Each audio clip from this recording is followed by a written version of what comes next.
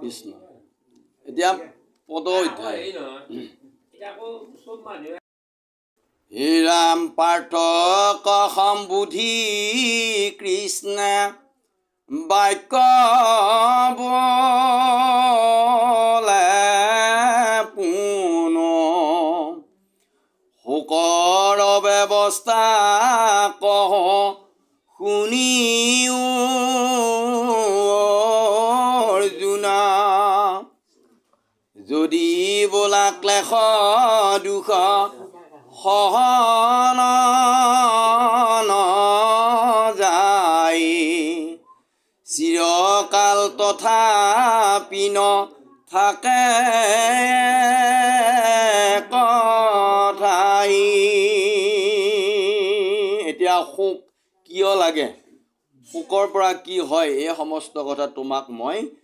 কওঁ। তুমি কৈছা বা ক'বও পৰা এই দুখ এই ক্লেশ অৰ্থাৎ ভাগৰ মই সহিব পৰা নাই, কিন্তু তথাপিতো এৰা অৰ্জুন এই দুখ শোক ভাগৰ এইবিলাক চিৰকালে একে ঠাইতে নাথাকে, ইয়াৰ সাল সলনি হয়। অশীত উষ্ণ সুখ দুখ ইন্দ্ৰিয় বিষয় নষ্ট বস্তু বুলি সহিও ধনঞ্জয়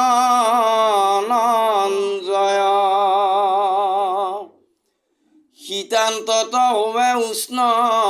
উষ্ণান্তত শীত দোহাৰ দুয়ো পৰিৱৰ্তী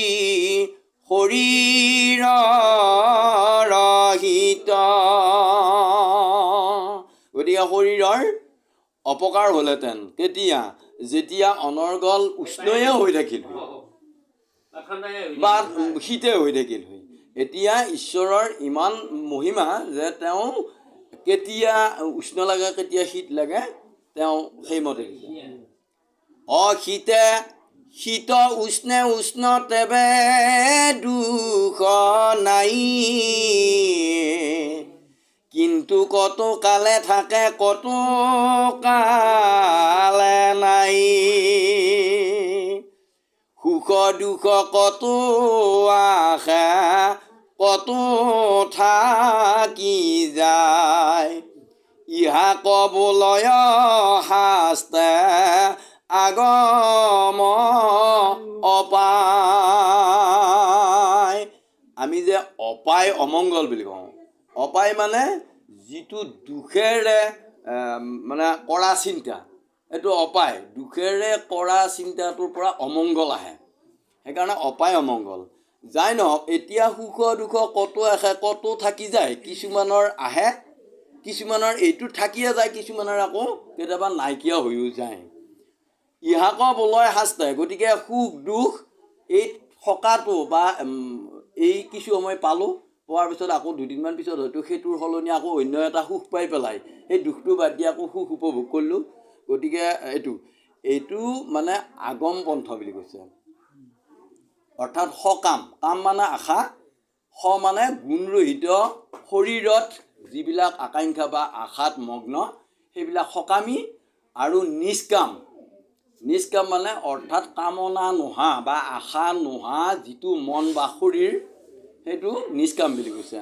ই উদাস আগম, আগমত থাকিলে অপায় আহিবই, আগমত থাকিলে লাগাত থাকিলে আপোনাৰ অমংগল বা অপায় দুখ আহিবই। হে ৰাম সুখ দুখ সম কৰি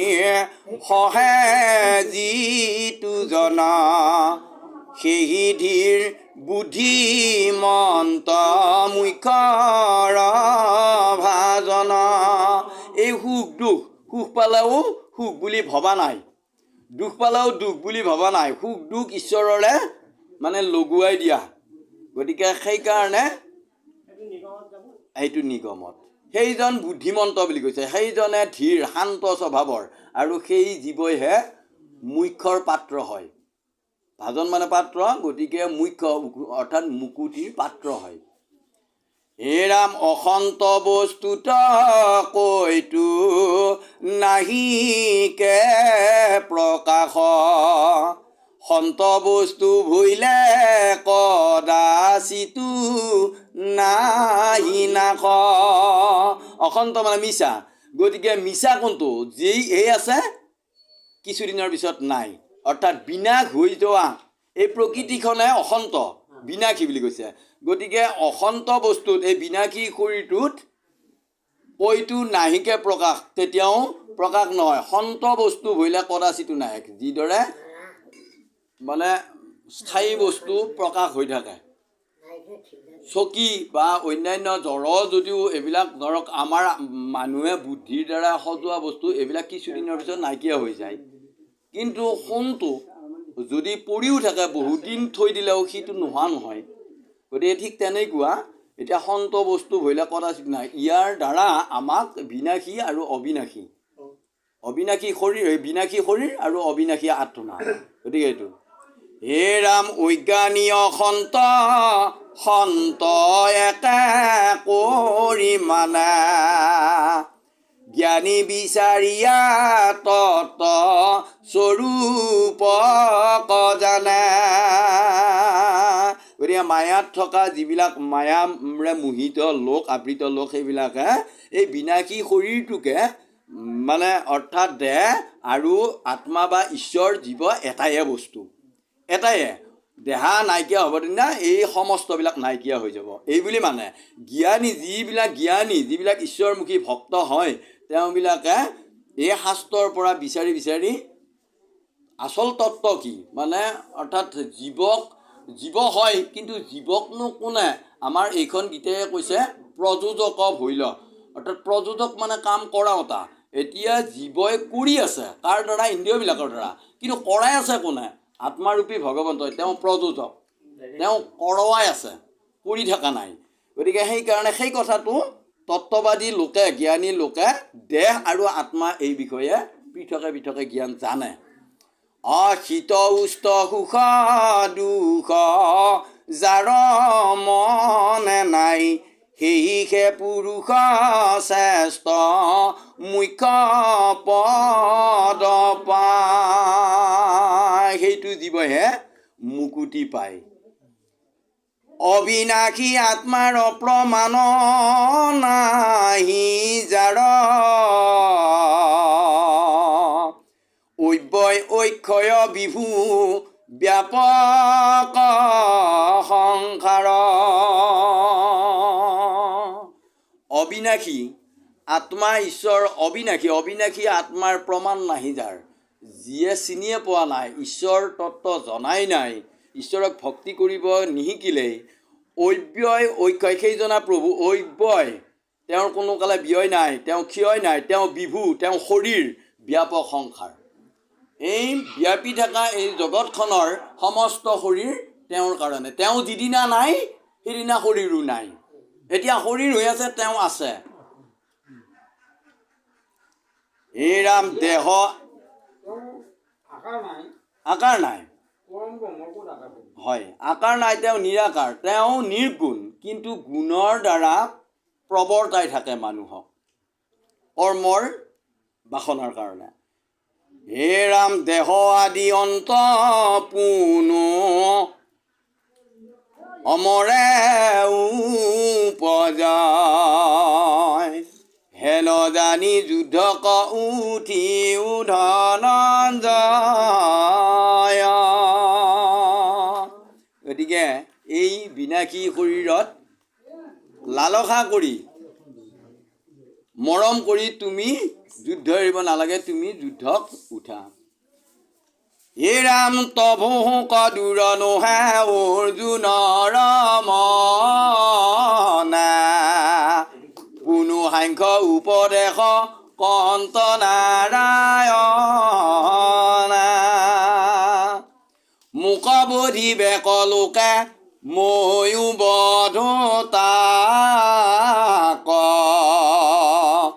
যিটো অজ্ঞানত থাকি বোলে মোৰ বাক ইটো বধ নযায় বেটাৰ নাহি বধ যিটো অজ্ঞানত কহে জানিবা অন্ধ বধাবু বধিবু বধ যেহি হেন ৰতে অচিন্ত আত্মাৰ বধ তেন মতে ঘতে মোক বধিবে ক লোকে ময়ো বধোতা এতিয়া আপুনি মোক মাৰিলে ময়ো আপোনাক মাৰিলোঁ কিন্তু আত্মাৰূপী ভগৱন্ত ওলাই যোৱাৰ পিছত এই দুটা শৰীৰ ঠিকে আছে কিন্তু আপুনি মোক মাৰিব পাৰিব নেকি মই আপোনাক মাৰিব পাৰিম অনিষ্ট কৰিব পাৰিম নোৱাৰোঁ এতিয়া কোনে মাৰিলে মোক আপুনি যে মাৰিলে প্ৰকৃততে আপুনি মাৰিলে নে কোনে মাৰিলে গতিকে সেই কথাটো যদি ভালদৰে বিশ্লেষণ কৰি চাওঁ তাৰমানে কোনোৱে কাকো মাৰা নাই আপুনি আপোনাৰ শত্ৰু আপুনি আপোনাৰ মিত্ৰ নভোজি হৰিক নৰে আপোনাক নষ্ট কৰে হৰিক ভোজিয়া নৰে আপোনাৰ কথাৰে গতিকে যেতিয়া আপুনি হৰিক ভোজিব হৰিৰ ওপৰত তেতিয়া আপুনি মোক মাৰিব নোৱাৰে কাৰণ আপোনাৰ মনত লগে লগে আহিব মই ঈশ্বৰক কেনেকৈ মাৰিম এই জ্ঞানটো আহি যাব গতিকে সেইকাৰণে কৈছে যে যিটো অজ্ঞানতা থাকি বোলে মৰাব যি মায়াত মোহিত হৈ থাকে তেওঁবিলাকে মোৰ বিষয়ে যেতিয়া ক'ব ইটো বধ নযায়বে তাহাৰ নাহি বধ প্ৰকৃততে এইটো নমৰে জীৱৰ নমৰে দেহাটোহে মৰিল বিনাশী তাৰমানে আপুনি মই দেহাত আকৃষ্ট হৈ থকাৰ কাৰণে মায়াত মোহিত হৈ থকাৰ কাৰণে দেহাটোকহে মাৰিলোঁ জীৱক মাৰিব নোৱাৰিলোঁ জীৱক অনিশ্বৰ তত্ত্বমুখী বেদে জীৱ ঈশ্বৰক কয় এইখন গীতাত কৈছে 13 নম্বৰ অধ্যায় তত্ত্বমুখী বেদে জীৱ ঈশ্বৰক কয় তত্ত্বমুখী তত্ত্ব মানে সেইটো তম মানে তুমি অসী মানে হোৱা সেইটো তুমিয়েই হোৱা বেদে জীৱ ঈশ্বৰ বুলি কৈছে জীৱ যি ঈশ্বৰ সেই একে জীৱয়ে ঈশ্বৰ গতিকে ঈশ্বৰৰূপী বা জীৱৰূপী ঈশ্বৰৰ কোনো মৰণ নাই মৰিল আপুনি মোক মাৰিলে দেহাটো বিনাশী দেহাটো মই আপোনাক মাৰিলোঁ বিনাশী দেহাটো সেই কথাখিনি কৈছে নিশ্চয় জীৱ ঈশ্বৰ জীৱ সেইকাৰণে 13 নম্বৰ অধ্যায়ত কৈছে ইটো বধ নযায়বে তাহাৰ নাহি বধ মোক বধিবে লোকে ময়ো বধোতা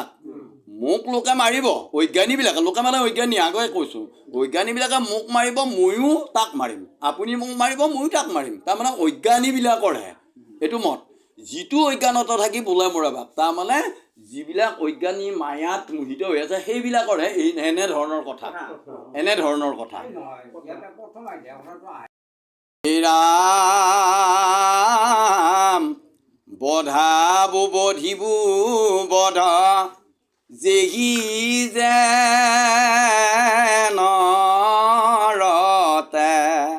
অচিন্ত আত্মাৰ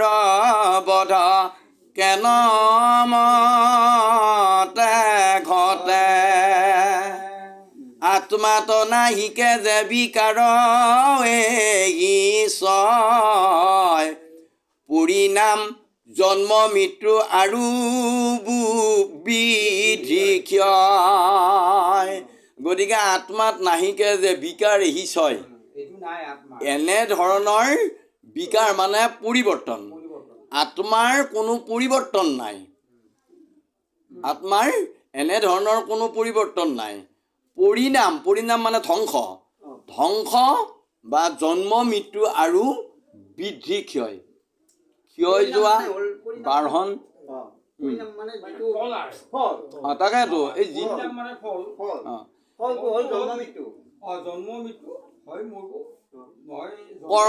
কৰ্মৰ পৰিৱৰ্তে অৰ্থাৎ তাৰমানে সেইকাৰণে এই শাস্ত্ৰই পৰিণাম শব্দটোৰ অৰ্থ সেইকাৰণে ধ্বংস বুলি কৈছে তাৰমানে অৰ্থাৎ ধ্বংসৰ মূলে হ'ল পৰিণাম আমি যাক এতিয়া ফল বুলি ক'লোঁ কৰ্মমতে ফল হে ৰাম কৃষ্ণে বোলে হেন বোধ লোৱা ধনঞ্জয় আত্মা অবিনাশী আক জানিবা নিশ্চয় অকৰ্ণ দুৰ্যোধন বুলি খ্যাত জগতত সেহি দেহ নষ্ট হুইবে কৰা শোকতাত যিবিলাকক এইবিলাক বুলি তুমি ভাবি আছা এইবিলাক দেহা নষ্ট হৈ যাব সেয়েহেতু দেহৱৰ্তে শোক নোযোৱাই পূৰ্ব দেহ এৰি জীৱে আন দেহ পায় যেন নৱ বস্ত্ৰ পুৰুষে পিন্ধে আগ পুৰাতন বস্ত্ৰ পাছে কৰে পৰিত্যাগ যেন জোকে তৃণ পাইলে এৰয় অপৰ জীৱৰ দেহৰ জানা সেহি পতন্তৰ একেটা পৰ্যায় অপানিপাদ কৰ্ণ আত্মাৰ নাহি কয় আত্মাৰ হাত ভৰি কাণ একো নাই অগ্নি জল বায়ু জাক অস্তে নকাতয় যেবে মূৰ্তি থাকে তান দহয় অনল যেতিয়ালৈকে মূৰ্তিমন্ত হ'ব অৰ্থাৎ এই বিনাশী শৰীৰতে তেওঁ প্ৰৱেশ কৰিব তেতিয়া মূৰ্তিমন্ত হ'ব যেবে মূৰ্তি থাকে তান দহয় অনল তেতিয়াহে বায়ুই বা জুয়ে অৰ্থাৎ দুখ বেজাৰ বেদনাবিলাকে তাপ শোকে দহন কৰে যেবে মূৰ্তি থাকে কাটে অংগ যে সকল মূৰ্তি থাকালেহে কাটিলেও কাটা যাব অংগবিলাক কাটি দিলে কাটা যাব অজেন ৰস থাকে বায়ু সুখে নিৰন্তৰ ইন্দ্ৰিয়ে নপাৰে লৈতে মন গোচা যেতিয়ালৈ শৰীৰত থাকে ৰস থাকে তেতিয়াহ'লে বায়ু থাকিব আৰু বায়ু শুহি এটা সময়ত নাইকিয়া হ'ব অচিন্ত ঐ ব্যক্ত নিত্য আত্মা সনাতন তাক লাগি কেনে শোক কৰা হা অৰ্জুন আৰু যদি হেনয় সংশয় কৰা সুখী দেহ সংগে আত্মা মৰে উপজয় দেখি যদি দেহৰ লগতে আত্মাৰো মৰণ বুলি তুমি ভাবা এইটো যদি চিন্তা তোমাৰ মনলৈ আহে সেয়েহেতু শোক তুমি নকৰিবা আত মৰিলে অৱশ্যে পুনৰূপী হোৱে জাত